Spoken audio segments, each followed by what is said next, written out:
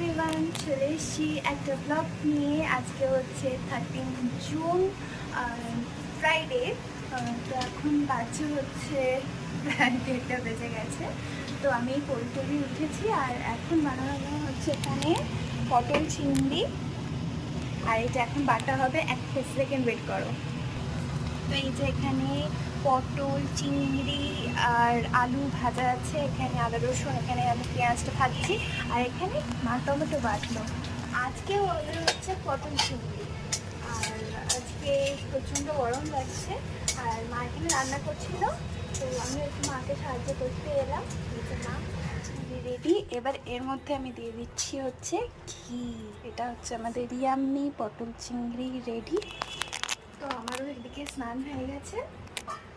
এবার হচ্ছে খেয়ে নেবো, লাঞ্চ করে নেবো। টাটা।